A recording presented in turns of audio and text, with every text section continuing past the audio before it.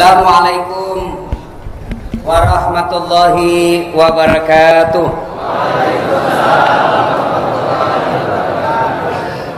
Alhamdulillah. Allahumma salli ala Sayyidina Muhammad wa ala alihi wa sahbihi ajma'in. Amma ba'd. Apalagi setan yang ada di tengah-tengah kita. Bantal. Lupa tanya itikaf. Bawa karpet, bawa bantal. Pergi aja itu pindah tempat tidur, bos. Bos, ini itikaf sekali setahun, bos. 27 Ramadan, biar kau nangis-nangis besok ndak ada lagi. Ini hanya sekali setahun. Allah kasih kau tidur selain ini, tidur mah kau. Terserah, biar kalian mau. Kalau sudah lewat masamu, hilang. Maka jangan sia-siakan waktu ini. Jumhur ulama, mayoritas ulama berpendapat jatuhnya Lailatul Qadar malam 27 Ramadan. Inilah malamnya. Biar kalian soleh, biar kalian alim, biar kalian kuat puasa, biar kalian kuat tadarus, tapi habis kau punya jatah hidup, hilang waktumu. Kurang apa guru kita Arifin Ilham? Cerdas, istiqamah membela umat Islam, tidak pernah lalai dalam memperjuangkan hak-hak Islam. Sudah jatah hidup habis, tidak ada lagi di tengah-tengah kita. Allah masih pinjamkan umur, manfaatkan, bos. Berdoa kau di malam ini, minta apa yang kamu mau. Adik-adik minta, saya susah cari lapangan kerja, maka kau mintalah malam ini. Saya susah cari jodoh, maka mintalah malam ini. Ya, minta, inilah tugas kita. Datang malam ini, insya Allah. Berdoa sebaik-baiknya supaya Allah cepat kabulkan doa. Ada rahasianya. Ini ada rahasianya. Kan sama kita, Pak, ngirim ke Sulawesi. Kan ada caranya. Ada yang paket 1 hari sampai. Ada yang paket sudah 3 kali lebaran tidak sampai-sampai. Ya. Jadi begini, ada juga caranya. Bagaimana caranya? Saya sampaikan kisah. Ini kisah pernah diceritakan oleh Rasulullah Muhammad SAW kepada Abdullah bin Umar, anak Umar bin Khattab. Rasulullah bercerita bahwa suatu ketika terjadi perjalanan. 3 orang pemuda. 3 orang pemuda ini melakukan musafir karena tiba malam hari, mereka kemudian tidur. Tidurnya karena waktu itu tidak ada penginapan, tidur dalam gua. Nah, begitu tidur, tanpa sepengetahuan mereka, tertutup pintu gua. Mereka bangun, mati nih kita. Tertutup pintu. Ayo dorong. Ya dorong. Dorong masing-masing. 1, 2, 3. Kerahkan kekuatan. Tidak terbuka. Dorong lagi. Tidak tergoyang. Ketiga kalinya. 1, 2, 3. Tidak ada pup. Tidak. Ini variasi kan tengah malam. Kalau terus harus sedikit ada variasi tengah malam, Pak. Akhirnya dia berkata, tidak bisa kita keluar ini. Kita sudah ikhtiar, sudah upaya, tidak ada lagi. Kita minta tolong kepada Allah. Maju orang pertama sambil berdoa. Ya Allah, saya pernah mengurusi ibuku. Tiap hari kulakukan, aku tinggalkan niagaku dari pasar, lalu saya jalan kaki berkilo-kilometer ke rumahku. Kusuap ibuku makan siang. Setelah itu aku tuntun dan bimbing sholat duhur karena lagi sakit. Setelah selesainya saya kembali lagi ngurus niaga saya. Tiap hari kulakukan itu ya Allah. Saya tinggalkan daganganku, jalan kaki berkilo-kilometer, memuliakan ibu saya. Ya Allah, apabila hal itu adalah kebaikan di sisimu, saya mohon kepadamu ya Allah, kabulkan doaku. Balas kebaikanku mengurus ibu dengan mengabulkan doaku. Buka pintu surga. Pintu gua. Saya diganggu ini sambil ngeder-ngederkan cilengan ini. Karena saya kasihan, jarang sekali singgahnya. Nah, kasih singgah-singgah itu, bos. Kalau dia lancar benda di sinya. Dorong keluar. Dia dorong bismillahirrahmanirrahim, dorong gerak. Tapi belum bisa dilewati. Maju orang kedua. Ya Allah, saya pernah mencintai seorang wanita. Aku sangat cinta sama dia. Aku berhajat tidur bersama dia. Saya sangat mau sama dia. Dia pun mau sama saya. Mau muntah. Ya Allah, suatu ketika dia datang minta tolong kepadaku. Tuan, tolong saya. Katanya, ya saya tolong kok, tapi temani saya tidur 1 malam. Kok bukan suamiku? Terserah, mau kok saya bantu? Temani kau tidur, karena ini perempuan butuh pertolongan. Oke, mereka sepakat di tempat yang mereka tentukan, waktu yang mereka sepakati, datang ini perempuan dalam keadaan telanjang bulat. Saya tidak tahu kenapa perempuan kalau tidak pakaian disebut telanjang bulat. Kenapa tidak disebut telanjang silinder? Saya tidak tahu, jangan tanya saya tidak tahu jawabannya. Lalu dia datang ini perempuan, dia sudah mau lompati, tiba-tiba dia lihat rambu lalu lintas, huruf P silang warna merah, dilarang parkir. Tidak jadi Pak. Dia ingat, ya Allah, pada saat itu saya tidak maksiat, saya tidak berzina, padahal peluang sudah ada di depan saya. Saya tidak lakukan karena saya takut kepadamu. Apabila itu adalah kebaikan di sisimu, dan balaslah kebaikan itu dengan membuka pintu gua ini. Bismillahirrahmanirrahim. Dia dorong, bergerak, tapi belum bisa dilewati. Maju orang ketiga. Ya Allah, saya pernah mempunyai pegawai. Ketika tiba saatnya gajian, ternyata pegawaiku pergi merantau. Aku simpan duitnya, ku belikan kambing dari 1 ekor. Kambing hamil, perempuan, betina, hamil, tidak ada suaminya. Namanya kambing. Kambing, hamil, tidak ada suaminya. Kambing. Tapi sekarang banyak juga cewek mau saingan sama kambing. Tidak ada suaminya, hamil. Beleng-beleng. Nikah kok baik-baik bos. Sudah. Lalu ketika jumlahnya sudah ratusan ekor, datang yang punya pegawaiku. Tuan, mana gajiku? Itu ambil itu kambing 1 lapangan. Maksudnya kambingmu semua itu, ambil itu. Maksudnya apa? Saya pelihara itu uangmu, saya belikan kambing beranak pinak, itu semua kambingmu. Diambil semua kambingnya Pak, tidak satu pun tersisa. Diambil semua. Ini juga kurang ajar, simpan kayak 1. Diambil semua. Lalu dia ingat kebaikannya. Ya Allah, apabila memelihara amanah adalah kebaikan di sisimu, saya mohon kepadamu ya Allah, balaslah kebaikanku ini dengan mengabulkan doaku. Bismillahirrahmanirrahim. Dorong, gerak semua Pak. Alhamdulillah mereka bisa keluar. Setelah keluar sujud syukur, dilanjutkan perjalanan. Nah, apa hikmah dan iktibar pelajaran dari kisah ini? 1, ternyata tidak ada manusia yang tidak ada masalahnya. Ayo, ada enggak di sini manusia yang tidak ada masalahnya? Hah? Ada di sini manusia yang tidak ada masalahnya? Ini muka-muka penuh masalah semua saya lihat ini. Ayo. Tidak ada orang tidak ada masalahnya. Adik-adik mahasiswa, apa masalahmu dulu waktu kuliah? Saya mau sarjana Ustaz. Sudah sarjana selesai masalahmu? Tidak, saya mau kerja Ustaz. Sudah kerja selesai masalahmu? Tidak, saya mau jadi kepala bagian Ustaz. Sudah jadi kepala bagian selesai masalahmu? Mau jadi kepala dinas dong. Sudah jadi kepala dinas selesai? Tidak, mau jadi sekda. Sudah jadi sekda selesai masalahnya? Tidak, mau jadi bupati. Sudah jadi bupati selesai masalahnya? Mau 2 periode dong. Meskipun kadang curang. Ayo, tidak ada orang tidak ada masalahnya. Semua orang punya masalah. Adik-adik mahasiswa, apa masalahnya setelah kerja? Mau nikah? Selesai masalahmu setelah nikah? Tidak. Mau punya rumah? Sudah punya rumah selesai masalahnya? Tidak. Mau punya anak? Sudah punya anak selesai masalahnya? Mau 2 dong, 1 laki-laki 1 perempuan. Selesai itu masalahnya? Tidak. Apalagi? Mau punya apa? Mau punya mobil. Sudah punya mobil selesai masalahnya? Tidak. Langsung jelek lagi dilihat istrinya. Mau kawin lagi. Tidak ada orang tidak ada masalahnya. Ustaz, Bapak kira tidak ada masalahnya Ustaz? Hah? Banyak masalahnya. Mau kawin lagi tapi takut sama istrinya. Bukan saya ya, bukan saya. Saya berani. Ini muka-muka takut sama istri saya. Tidak ada orang tidak ada masalahnya. Apakah gara-gara dosa orang punya masalah? Apa gara-gara amal tidak ada masalah? Kalau gara-gara dosa tidak ada masalah, maka demi Allah, mestinya Rasulullah, manusia mulia, manusia suci, mestinya tidak ada masalahnya. Apa Nabi tidak ada masalah?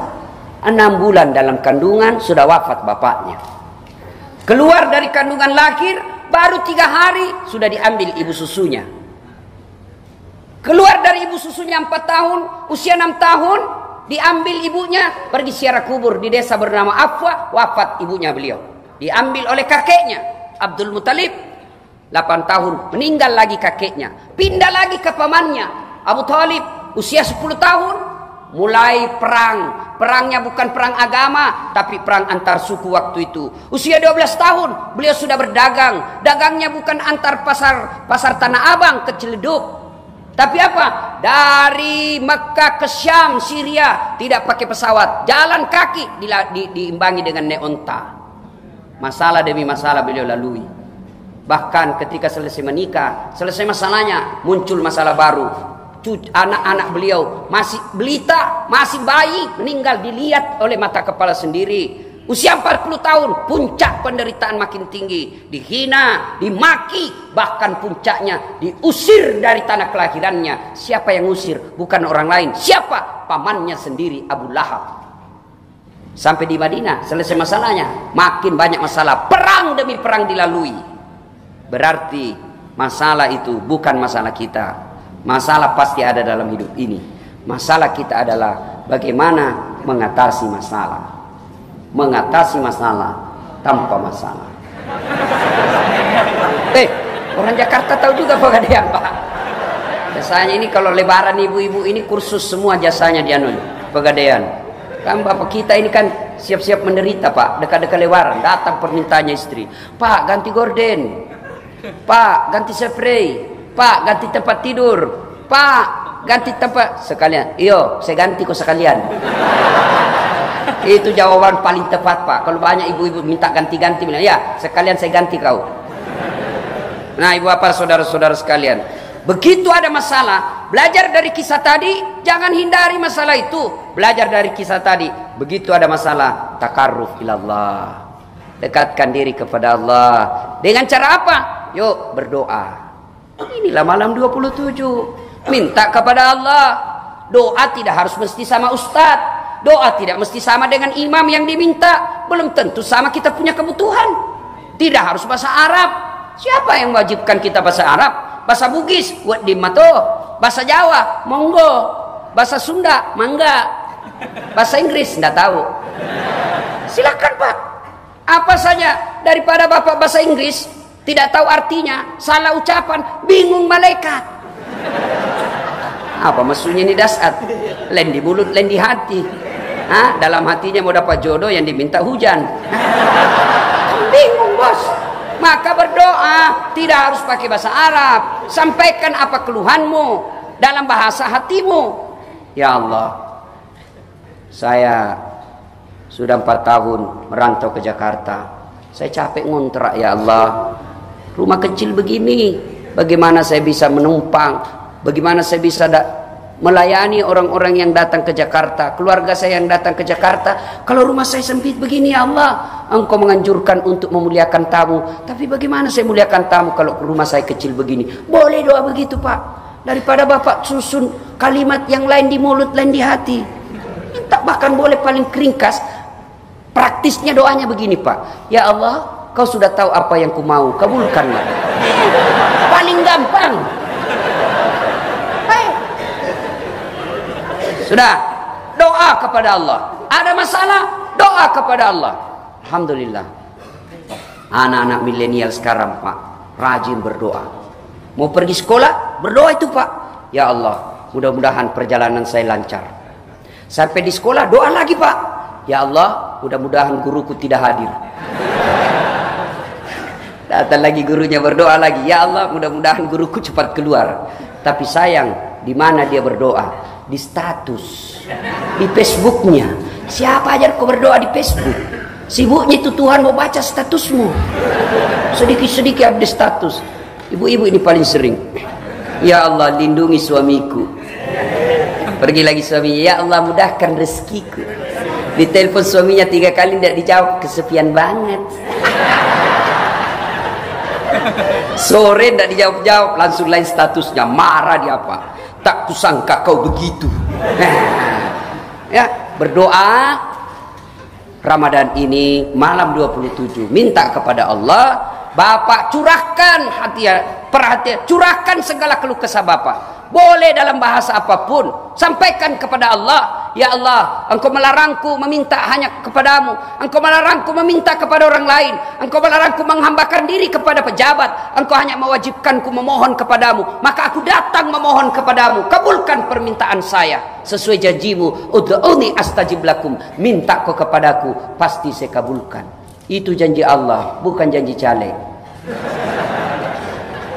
Kalau caleg Pak mau dipilih, dia bagi-bagi kartu namanya, pilih saya, sama-sama kita orang Bugis. Begitu dipilih dia ganti nomor HP-nya. Kita lebih bego lagi, sudah ditipu masih kita pilih lagi. Tidak kok. Kedua, hikmah dari kisah ini, ternyata dalam berdoa boleh menyebut kebaikan kepada Allah. Boleh. Yang tidak boleh menyebut kebaikan kepada sesama manusia. Contoh, ya Allah, ada kemanakan saya urus anak yatim, saya sekolahkan, saya kuliahkan, saya kasih pekerjaan, aku nikahkan, sekarang alhamdulillah hidupnya sudah baik. Apabila memelihara anak yatim adalah kebaikan di sisimu, maka balaslah kebaikanku itu dengan mengabulkan doaku, sembuhkan penyakitku. Boleh. Yang tidak boleh kalau Bapak sebut kebaikan kepada manusia. Contoh, kau tahu Dasat? Itu yang dari Makassar, banyak sekali gayanya itu. Kau tahu? Saya itu kasih jadi ustaz. Kalau bukan dia, kalau bukan saya, ndak ada papanya itu anak. Ini. Itu dosa bos. Jangan. Kalau menyebut kebaikan kepada manusia, tidak boleh. Kepada Allah, boleh. Yang ketiga, hikmah dari kisah ini. 3 kebaikan yang membuat doa mustajab. Apa itu? 1, birrul walidain, berbuat baiklah kepada kedua orang tua. Adik-adik sekalian, kalian mau sukses dunia, muliakan saja orang tuamu. Tidak ada jaminan kau pintar bahasa Inggris hidupmu baik. Tidak ada jaminan kau pandai bahasa ini dan segalanya kau hidupmu baik. Tapi kalau kau muliakan orang tuamu, jaminannya Al-Quran. Allah sangat jelaskan, muliakan orang tuamu. Ridallah fi ridal walidain, ridanya Allah tergantung ridanya orang tua, murkanya Allah tergantung murkanya orang tua. Maka kalian mau sukses pekerjaanmu, muliakan orang tuamu. Ini mau lebaran nih Pak, kalau Bapak masih ada rezeki, ada waktu pulang kampung, coba lihat bagaimana gembiranya orang tua kita di kampung. Dia tahu anaknya mau datang, dia bikin makanan paling enak untuk anaknya. Bahkan dia bilang sama istrinya, bapak kita kadang-kala, ibu kita ngomong, mau dia makan suaminya, jangan, anakmu belum datang, ini masak untuk anakmu ini, bukan untuk kamu. Itu ibu kita. Coba, lalu kita apa mau pulang, langsung, tiket mahal Ustaz. Siapa suruh kau pilih?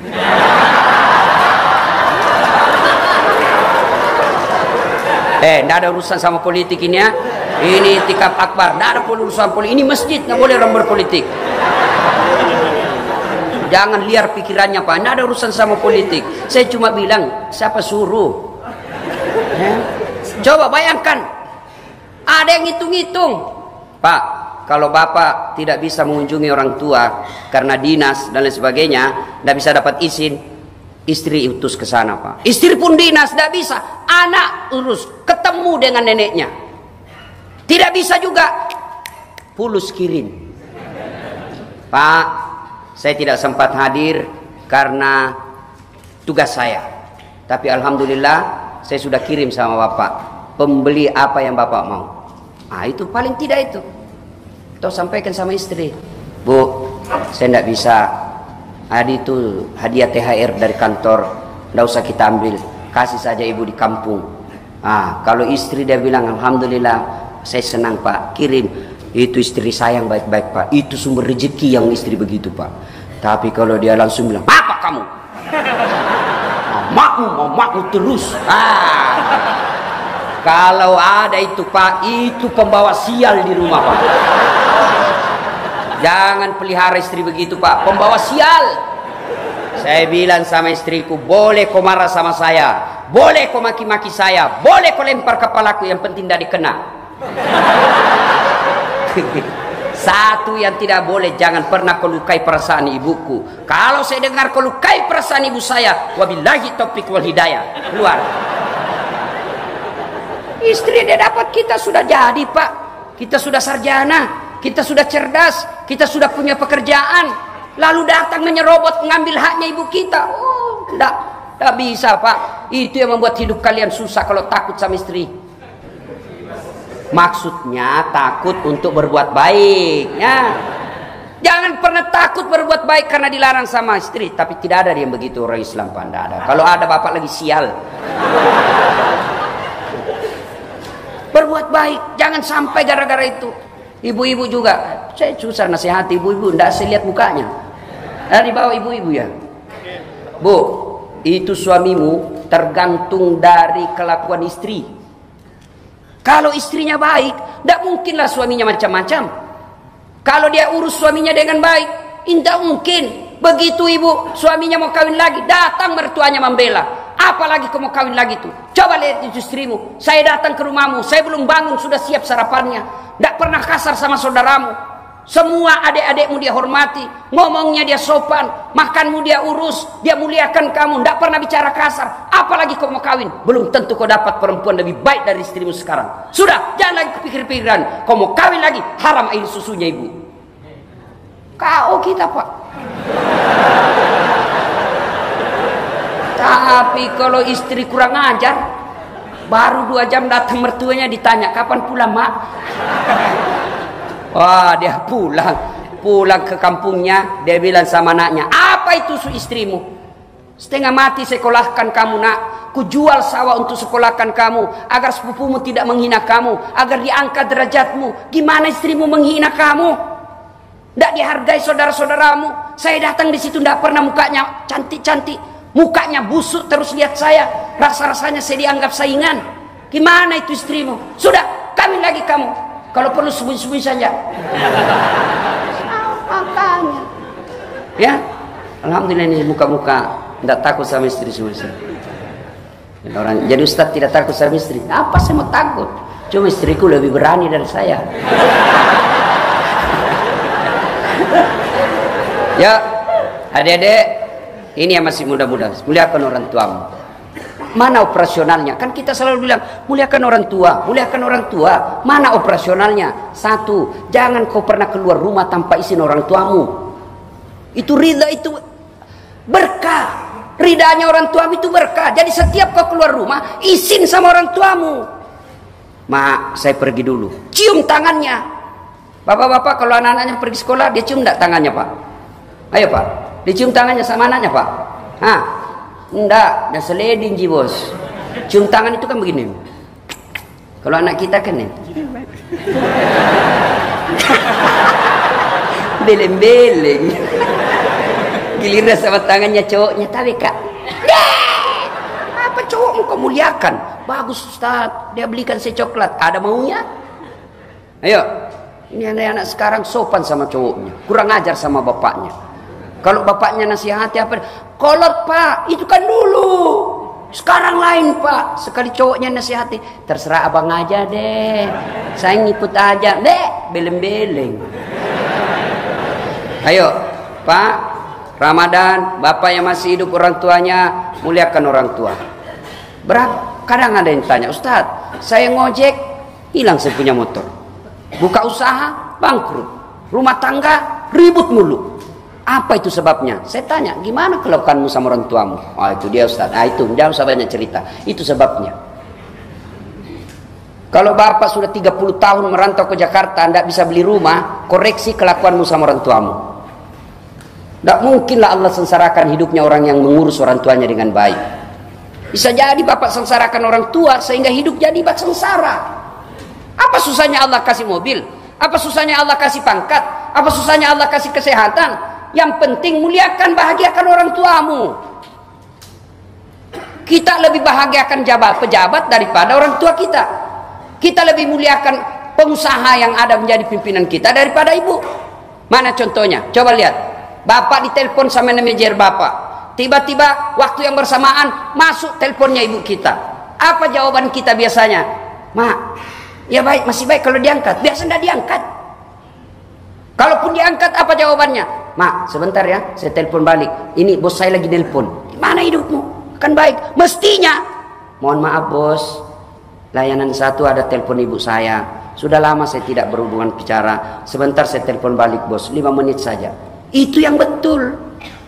Ini bapak takut betul sama bosnya, melukai perasaan. Beli rumah, minta izin sama orang tua. Bukan kita minta duitnya, minta ridanya. Mak, saya mau beli rumah, mak. Menurut mama bagaimana? Itu orang tua minta pendapat. Apa jawabannya? Kamu kan sudah cerdas, sudah tinggi sekolahmu. Apalagi saya, nak. Saya ini orang tidak tahu apa-apa. Tapi apa dalam hatinya? Alhamdulillah, anak saya masih membutuhkan saya. Ya, dia senang. Akhirnya apa? Beli rumah diberkahi Allah. Meskipun kecil tapi bahagia orang dalam. Beli rumah besar, tidak minta ridha orang tua. Tiba-tiba datang orang tuanya, dia bilang, mak saya baru beli rumah. Apa perasaan orang tua kita? Wih, anak saya kasihan. Dia sudah kaya, sudah banyak duitnya, tinggi sekolahnya. Tidak pernah ngomong-ngomong beli begini. Saya tidak niat menyakiti hati orang tua. Betul niatmu tidak menyakiti, tapi kelakuanmu menyakiti hati orang tua. Niat, kelakuan harus sama-sama baik. Lihatkan orang tua. Ustadz, bagaimana sudah meninggal orang tua saya? Bagi mereka yang sudah meninggal orang tuanya, bersedekah atas nama orang tua, mendoakannya dan mengunjungi karib kerabatnya. Karena waktu yang terbatas, satu, doa cepat diijabah Allah, muliakan orang tua. Yang kedua, hindari maksiat. Maksiat yang paling banyak sekarang adalah maksiat zina. Anak-anak kita sekarang zina dianggap biasa. Coba kita dulu, zaman dulu pacaran, ngirim surat, paling pakai pinjam buku, selipkan surat di dalam, Pak. Maka anak-anak dulu kreatif, pandai membuat sastra. Sekarang copy paste. Sekarang coba lihat anak-anak kita. Apa yang rusak anak-anak kita sekarang, Pak? Video call, handphone.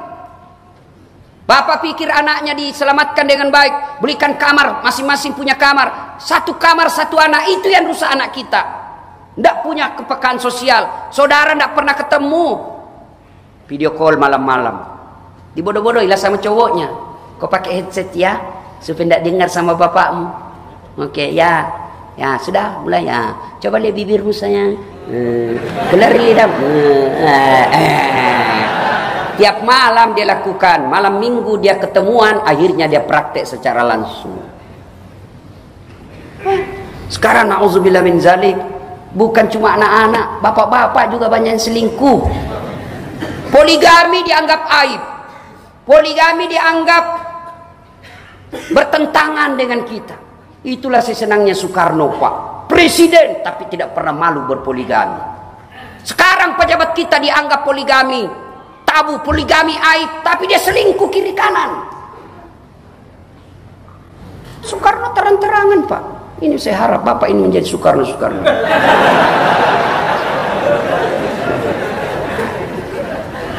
Berzina dianggap biasa. Auzubillah min zalik. Bapak punya istri, itu mendatanginya adalah ibadah. Bapak tertarik dengan perempuan di jalan, kata Nabi, kalau kau tertarik dengan wanita di jalan, segeralah kau pulang ke rumahmu. Karena apa yang dimiliki wanita di jalan sama persis yang ada di rumahmu. Tidak percaya, periksa baik-baik. Jangan ketawa anak muda, ini urusan orang tua. Itu Rasulullah, Pak. Masya Allah. Berapa istri Rasul, Pak? 11. Dari 11 istri Nabi, tidak ada satupun yang mengatakan saya menyesal menikah sama Muhammad. 11. Bapak cuma 1, menderita lahir batin. Kenapa? Rasulullah itu, Pak, manusia romantis. Tahu romantisnya Rasulullah? Beliau mandi junub bersama dengan istri. Mandi junub dengan istri. Saya juga dulu, Pak, waktu pengantin baru mandi junub sama istri saya, Pak. Sayang, ya dulu. Sekali sudah ada anak saya, dia bilang, Ustaz mandi, geli. Rasulullah sampai usia senja. Apalagi, Masya Allah, Rasulullah kalau minum, misal, Bismillahirrahmanirrahim. 1 teguk dia kasih lagi istrinya, minum lagi. Kasih lagi istrinya. Hebatnya lagi, bekas minumnya istri itu yang diminum oleh Rasulullah. Coba Bapak minum bekas bibirnya istri, busuk betul mulutmu.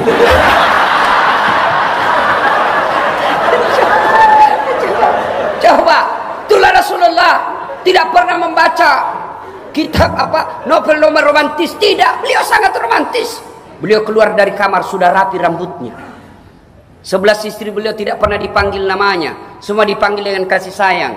Khadijah beliau panggil Ummul Mukminin. Aisyah beliau panggil ya Khumaira, yang kemerah-merahan pipinya. Kenapa? Karena memang Siti Aisyah merah di 5 pipinya. Bolehlah amalkan itu besok, Pak. Hasil saya dapat Lailatul Qadar malam 27 Ramadan. Mulai besok aku menyayangimu sayang. Assalamualaikum adindaku yang termancung hidungnya di lorong 3.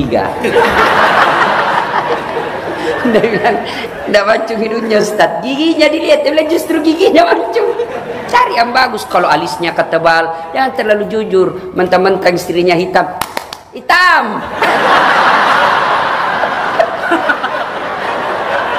Manalah ada Pakistan. Muliakan istri, Pak. Muliakan istri. Pak, masih ingat waktu kita ijab kabul? Ya? Masih ingat waktu ijab kabul? Saudara Das'at Latif, saya nikahkan engkau dengan anak gadisku Naura Siddiqiyah Nasrun dengan mahar seperangkat alat sholat tunai karena Allah. Siapa yang kita jadikan gadai? Siapa yang kita jadikan jaminan? Allah. Untuk menghalalkan perempuan itu, untuk menghalalkan yang tadinya haram, Allah izinkan pakai namaku untuk menghalalkan gadis itu. Lalu ternyata barang gadaian kita salah gunakan. Yuk, Das'at, silakan masuk warung. Kau boleh belanja, yang penting jangan lebih 1 juta. Silakan masuk. Lalu saya datang, bos, saya boleh belanja lebih 10 juta katanya. Marah yang punya nama. Saya percaya kau Das'at. Saya lamanya itu saya percaya kamu. Nama aku kupelihara baik-baik. Tidak pernah ada yang rusak nama saya. Kau rusak nama saya. Mulai sekarang jangan lagi kau sebut-sebut saya.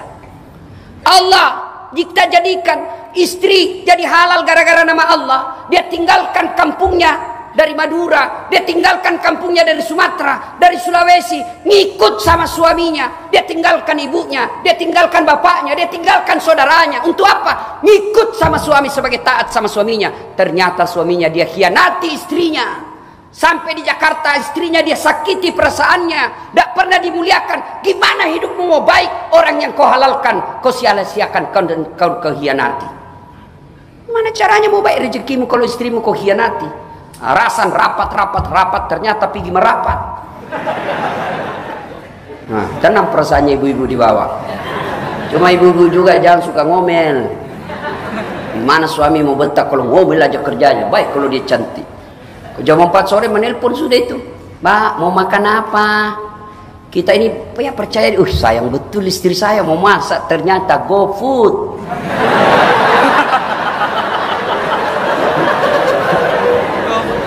Ayo, saya tanya ibu-ibu di Makassar, itu kan saya lihat itu ibu biar becok apa itu?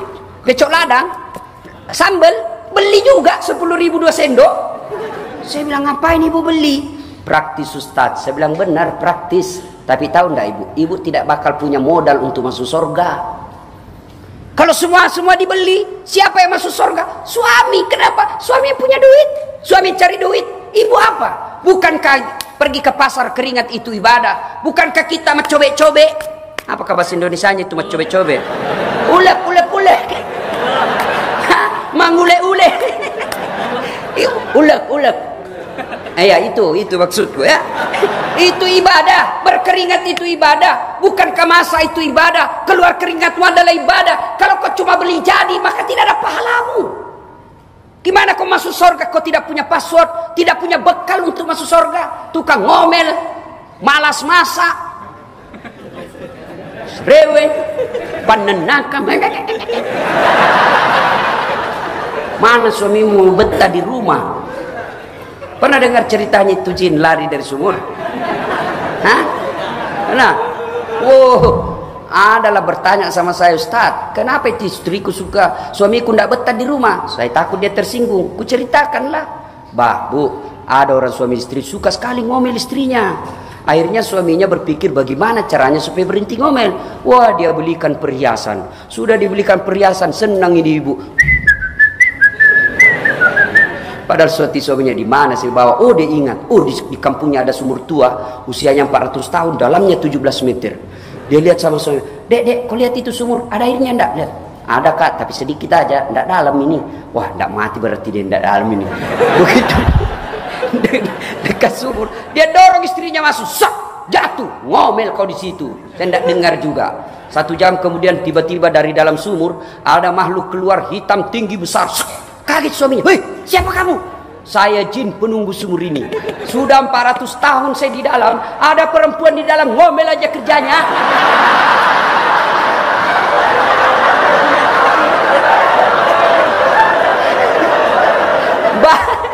Baru 1 jam tidak betah saya.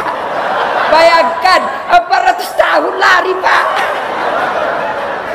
Bagaimana suamimu betah di rumah, kau ngomel saja? 3. Waktu terbatas. 3. Yang membuat doa cepat diijabah, kita review kembali. 1. Berbuat baik sama orang tua. 2.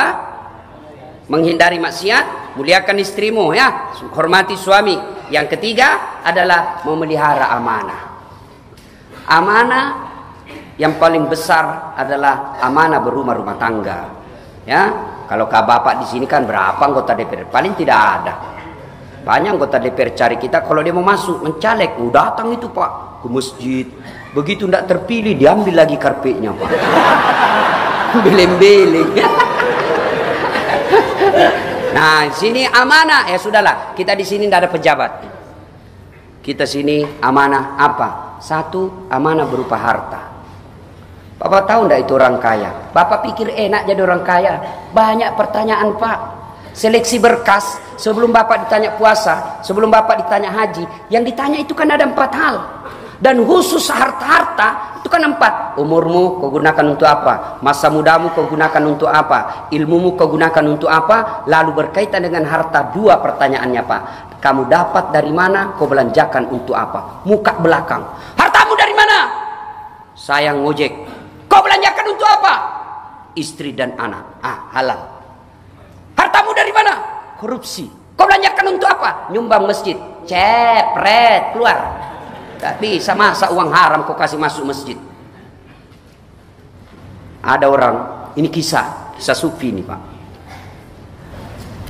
Miskin, ada orang kaya, dia panggil kaya di negeri itu, dia panggil anaknya, "Nak, kamu mau ndak temani saya di kubur 40 hari? Ambil hartaku 50%. Berapa hari Pak? 40 hari. Ndak mau saya Pak. Lama betul. Kecewa ini bapaknya, kasihannya setengah mati kurus. Ndak mau dia temani saya 40 hari. Dia panggil istrinya, "Bu, kamu?" Ndak mau. Anakmu saja ndak mau, apalagi saya. Dia panggil adiknya, "Kau?" Anak istrimu saja ndak mau, apalagi saya. Dia bikin lelang, bikin pengumuman. Siapa yang mau menemani saya 40 hari di kubur, ambil hartaku 50%. Sampai ke orang miskin. Miskin betul Pak. Apa kerjanya? Penambang kayu di hutan. 1 saja kekayaannya. Rumah tidak ada, mobil tidak ada. Apa? Kampak. Tiba saatnya meninggal ini orang, dia masuk ke dalam kubur sesuai perjanjian. Begitu datang malaikat penanya bagian kubur, dia dilihat, dia bilang ini yang tukang kampak. Datang sudah, ini sudah, ini mati sudah. Tiba-tiba datang malaikat, dia dilihat, kenapa ada orang hidup ada di dalam sini? Kok ada apa di sini? Dia yang ditanya. Dipending orang jenazah ini. Kok ada kau di sini? Apa kau di sini? Dia bilang, saya ada kontrak kerja dengan ini almarhum. Apa? Saya perjanjian kalau saya temani 40 hari hartanya saya 50%. Saya orang miskin. Masa kau miskin? Iya, saya miskin betul. Apa kekayaanmu? Cuma kampak. Ditanya itu kampak. Kampakmu dari mana? Sehari ditanya Pak. Maghrib tutup pertanyaan. Besok kita lanjutkan. Hari kedua datang. Itu kampakmu kau gunakan untuk apa? 1 hari lagi Pak, ditanya lagi, tutup, besok lanjutkan. Hari ketiga, kau tebang itu pohon apa kau tebang? 1 hari. Hari keempat, siapa yang beli itu pohon? Hari kelima, dan seterusnya. Hari ke-40, pagi-pagi, langsung lompat. Orang di atas sudah tepuk tangan. Alhamdulillah, dapat 50%. Apa dia bilang ini orang miskin? Dia buang kampaknya. Apa itu 50%? Ini aja kampak 40 hari saya ditanya. Hati-hati bos, banyak semua pertanyaanmu. Kalau kita orang miskin apa dia mau tanya? Rumah, ngontrak, Mobil, Grab. Kadang-kadang Gojek. Ayo. Gaji 2 juta per bulan. Kau belanjakan untuk apa? Saya tidak pernah cita-cita jadi pembantu. Cuma ibuku sakit di kampung. Gajiku 1,5 juta untuk orang tuaku di kampung. 500.000 operasional saya selama sebulan. Sholat, alhamdulillah, bukan cuma 5 waktu. Tengah malam saya ikut iktikaf Sunda Kelapa. Sedekah, alhamdulillah, kalau ada lebihnya saya sedekah sama-sama penjual sayur. Kau haji, mau betul, tapi tidak ada duit. Oh, Inam, kau masuk surga. Meskipun kau di dunia dihina manusia, sekarang aku muliakan kau dengan kemuliaan. Tahdul jannati bisalam. Kau pilih ini mana kau mau masuki. Masuk dalam surga. Wah, tiba-tiba datang tuannya, Pak. Yang kaya banyak. Begitu masuk, dia diintip Inem. Ini sudah ini. Ini si pelit ini sudah muncul. Mulai ditanya. Nama? Haji titik-titik. Pekerjaan? Itu istrimu setiap bulan rebonding ke salon. Dari mana itu? Anu apa? Udah jelas dituju matanya. Bang! Lari ditarik lagi. Itu anakmu pasang behel. Dari mana itu? Wah, ditinju lagi matanya. Wah, mau lari ditarik lagi. Itu pelek mobilmu. Tidak mungkin kau bisa beli sebagai pegawai. Dari mana kau dapat itu? Anu tuan. Anu apa? Bang! Kau sholat, tapi bawa belur sudah dia, Pak. Hancur semua mukanya. Bengkok. Kayak itu yang di video kasihan itu yang meninggal. Dipukul-pukul kasihan. Saya bingung lihat orang Indonesia kok bisa begitu. Kejam ya. Anak kecil kok digituin. Borgol aja kasihan. Ngapain kok kasih gitu? Auzubillah min zalik. Mudah-mudahan itu yang kasih begitu nanti tidak tenang hidupnya seumur-umur. Kasihan orang tua. Saya bayangkan, Pak, gimana perasaan orang tuanya. Dia lahirkan anaknya baik-baik. Dari kandungannya 9 bulan. Dia sekolahkan kasihan. Kau bunuh seperti binatang. Auzubillah min zalik. Doa orang begini, Pak, teraniaya. Allah tidak akan biarkan itu ketidakadilan. Allah akan punya cara sendiri menghinakan kalian nanti. Tidak usah ribut, bos. Tidak usah ribut. Allah punya jalan sendiri untuk menghinakan yang begitu. Lanjut lagi cerita. Ini bukan politik, bukan politik. Sampai di mana tadi cerita? Masuk juga dia, Pak. Masuklah ini. Tapi sudah bawa belur, Pak. Hancur-hancur mukanya. Masuk surga juga. Langsung sudah bilang Inam, Tuan, baru muncul Tuan. Dari mana Tuan? Kok terlambat? Saya sudah 4 tahun di sini. Kok Tuan baru muncul? Saya terlambat Inam. Kenapa muka? Jangan banyak tanya di situ. Saya sudah 4 tahun. Kok baru termuncul Tuan? Dia bilang, terlambat saya Inam. Kok bisa terlambat? Saya kira kan ada 4 mobil di rumah. Dia bilang, itulah yang banyak sekali pertanyaannya. Nah, bapak-bapak, hati-hati Pak. Harta adalah mana? Jangan pelit.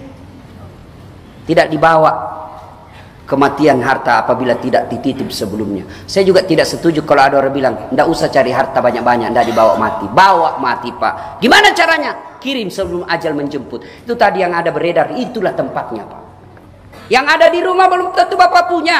Ibu-ibu di rumah cicil kiri kanan, cicil ini. Bapak ibu meninggal, siapa yang punya itu harta? Istri kedua. Bapak-bapak, itu hartanya sedekahkan di jalan agama Allah. Tidak ada orang bangkrut gara-gara sedekah. Demi Allah, tidak ada orang senang orang pelit. Bapak senang tetangga yang pelit atau dermawan? Senang pejabat yang pelit atau dermawan? Senang mantu yang pelit atau dermawan? Senang tetangga yang pelit atau dermawan? Semua senang dermawan. Demi Allah, tidak ada orang suka pelit. Bahkan orang pelit sekalipun tidak suka sama orang pelit. Ibu bapak saudara-saudara sekalian, tiba saatnya kita akhiri ceramah ini karena sudah pukul 2. Yang lebih penting adalah kita sholat lail, manfaatkan segala potensi rohani kita untuk mengabdi kepada Allah. Kita gunakan waktu ini 1 jam, 1 jam setengah beribadah kepada Allah. Minta sebaik-baiknya permintaan kalian. Ud'uni astajib lakum. Minta kepadaku, pasti saya kabulkan. Demikian, kalau masih ada yang mau dengar ceramah saya, gampang. Tunggu dulu Pak, belum selesai.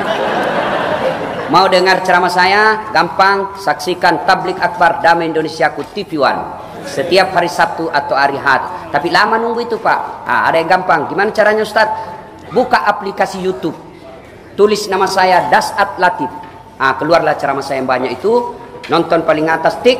Jangan lupa kasih komen. Paling baik kasih like gini.